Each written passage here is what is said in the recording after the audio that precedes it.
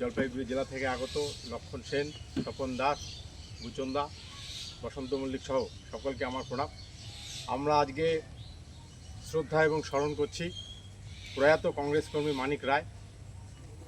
এই মানিক রায় আজকে আপনারা দেখতে পাবেন যে একটি ফ্লেক্স লাগানো হয়েছে, সেখানে যে করুণ ছবি, এই একবিংশ শতাব্দীতে এসেও সভ্যতার যে চরম নিদর্শন দৃশ্য আমাদেরকে দেখতে হচ্ছে, এটা জঘন্য থেকে জঘন্যতম বিষয়।